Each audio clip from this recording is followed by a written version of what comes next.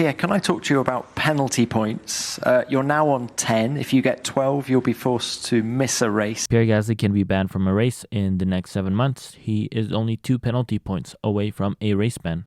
There have been many questions recently in regards to the super license penalty point system. Does it need to be revised, or is it acceptable in its current state? If you are not aware of the super license penalty point system, let me explain. The super license penalty point system was implemented in 2014. The reason behind it was to create a system where a race ban could be given to drivers who have shown a problematic pattern of on-track behavior. The system was created with 12 points being the threshold for an automatic ban. Now, what violations can give you a super license penalty point? You can get 1 point if you gain an advantage by exceeding track limits or are out of position at the start of the race. You can get 2 points for causing a collision or overtaking under the safety car. Basically, a driver is penalized for driving that is seen as dangerous. Super license penalty points are removed after 12 months or after a race ban. Pretty simple, right? Well, here's the problem with this system. There's no way to better reflect the violation committed. The system is straightforward and it penalizes all violations the same, even though some may be more severe than others.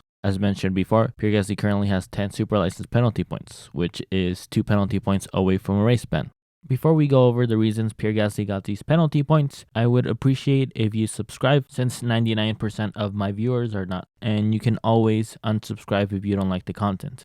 Now we start at Spain. He got 2 penalty points for causing a collision with Lance Stroll. In Austria, he got 2 penalty points for colliding with Sebastian Vettel at turn 4, and he got also another penalty point, leaving the track without reason multiple times. In Japan, he got 2 penalty points for speeding under red flag conditions. In the US, he got 2 penalty points for falling more than 10 car lengths behind the safety car. And finally, in Mexico, he got 1 penalty point for leaving the track and gaining an advantage. Probably one of the more controversial ones could be Japan. The FIA received a lot of pushback from fans after giving Pierre Gasly 2 penalty points. I've seen some argue it's a joke that the FIA gave Pierre Gasly 2 penalty points after they put a tractor on the track and almost killed the guy. I've also seen others argue that this is a type of behavior that the penalty point system is supposed to punish.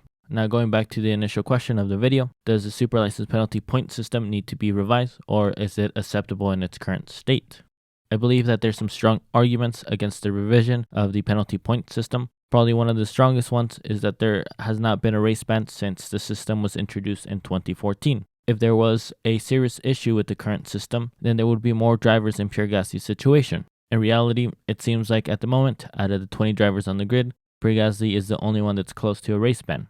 Now, those who argue for the revisions of the penalty point system believe that it seems a bit extreme that leaving the track and gaining an advantage could possibly cause a race ban. Some also believe that Pierre Gasly's driving style is not dangerous and that it's part of racing. Certainly, this is Pierre Gasly's argument. He claimed, "I'm a racing driver. If I see a gap, I go for the gap." This was in reference to the penalty points given to him during the Mexico City Grand Prix.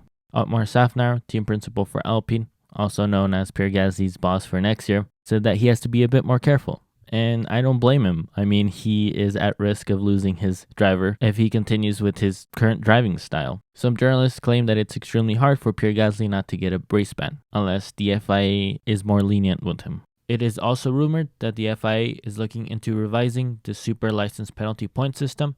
Only time will tell if these rumors are true and if they actually end up improving the system. Let me know your thoughts on the current system. Does it need some revisions, or is it acceptable for its current state?